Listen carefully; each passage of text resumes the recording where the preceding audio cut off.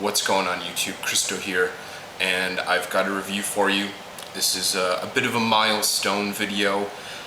I'm not really big on anniversaries and celebration and self-promotion and things like that, but it was just recently my 2-year anniversary reviewing on YouTube, so I thought I would do something kind of special, an homage, if you will.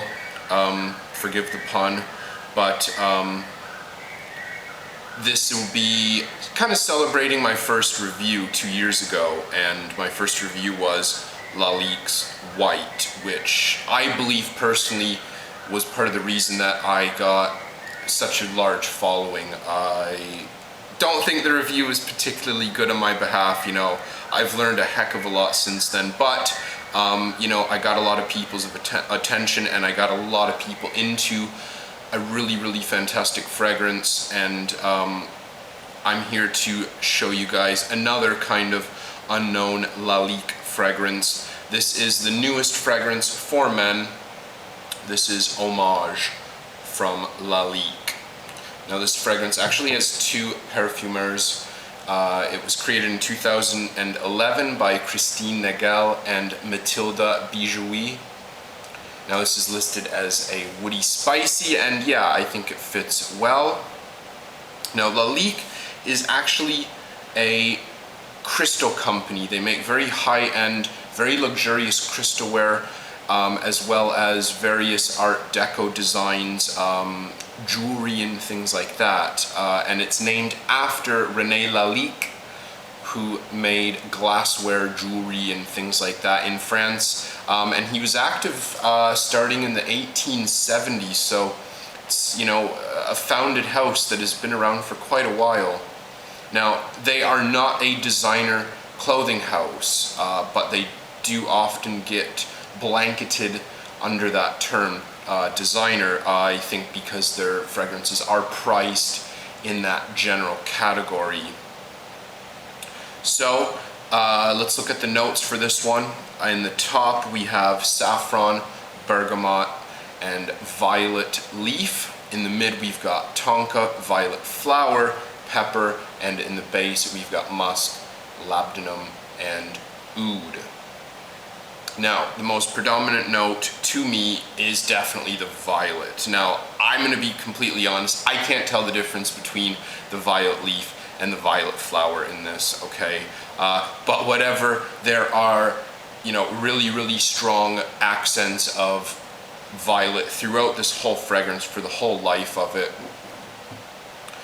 Other than the violet, I do also get pepper and tonka, so those are probably the 3 strongest notes to my nose. Now, bottle sizes for this, pretty standard here. You've got 50 and 100 ml bottles, mine here being 100 ml. Now, this is the EDT version, okay? And there is also a 100 ml EDP that comes in a decorative crystal flacon, but it is completely different shape and design to this. It's also insanely expensive, which I'll get to right here. Prices can range as little as $30 up to well over $100, about $115 on the Lalique site. They charge euros though, so obviously it depends on the exchange. That's the thing with Lalique, they're very easy to find, very heavily discounted, especially when you compare it to what they're charging on the website. Now, if you look around, you can easily find a bottle of this for under $50, even less than 40. I paid less than 40 for my 100 ml bottle, new in box from a reputable seller. The Crystal EDP, it is beautiful. It's got a fantastic Art Deco bottle, but you're going to be dishing out $1,500 US for the 100 ml bottle of that, which just, it's a bit too rich for my blood, especially when you're paying, almost that entire price just for a small bottle. Wouldn't ever pay that much. Nothing against Lalique, they do make quality stuff, but that's crazy. Okay, so opening in the dry down, I got the dry down over on this side, and get a spray on the other hand here. So, okay, now Definitely has that strong alcoholic astringent for the first little while, and it really bothers me when I smell fragrances like that. But you know, it only lasts for a couple seconds, so nothing to worry about. Okay, so straight off the bat, a lot of violet, and you do get a little bit of sweetness that is obviously going to be coming from the tonka. Now in the dry down, there is still tonka in here. The tonka lasts for pretty much like the first 2 hours of the fragrance, but the biggest difference, I would say, is that it turns very smoky and ashy, which comes from the pepper, the labdanum, and the oud. Now, I don't find this to get particularly powdery like a lot of violet fragrances can be, especially one that has violet leaf and violet flower. That said, the ashiness and the smokiness may be closely interpreted to powdery as well. But yeah, to me, it's definitely more ashy and smoky rather than the typical violet powderiness that you can often get. Now, what does this make me think of? Well, it makes me think of scorched or seared chocolate, but like very unrefined chocolate. And I don't mean in terms of quality, but chocolate that hasn't been processed yet, like cacao, like just regular cacao. Tonka can actually have sweet qualities, very similar to chocolate or unprocessed chocolate, and it definitely does here. I get a real like sweetness, chocolatey sweetness from the tonka. And the seared, scorched thing, yeah, that obviously comes from the ashy smokiness, the oud, the pepper that I mentioned, even perhaps a bit of the violet will lend to that. And like I said, it's definitely not as powdery as violet can be. Now, does this smell similar to Fahrenheit? I've mentioned a few people, I've heard a few people mention this in comparison to Fahrenheit or anticipating it to smell like Fahrenheit, and I definitely was in that category as well. When I first looked at the notes, I was definitely expecting something to be similar to that. And even when I first sprayed this, I hadn't worn or smelled Fahrenheit for quite some time, and that was the first thing I thought. It's like, oh wow, this smells like a sweet version of Fahrenheit. Now, I did very soon after that compare them side by side, and yeah, they're very, very different. They obviously have a few slight similar qualities, but yeah, they're very, very different fragrances, which is good in my opinion. Now, for the oud note, I'm sure a lot of people will be interested for the oud. Ouds become very trendy, very popular, and now even a lot of low-end designer fragrances are starting to use oud just to get people's attention, obviously. Now, is there oud in this? Yeah, I definitely can smell something like oud. But I'm not an adamant oud nut, okay? I like it, it smells okay, but it's certainly not one of my favorite notes. I don't know as much about it as an oud expert, obviously, but to me, there is oud in this, but it's not as medicinal or farmyard-like as kind of true ouds can be. It is obviously much more westernized, as, you know, this would be targeted in more European and North American audiences rather than Middle Eastern audiences, primarily, I should say, at least. Now, longevity.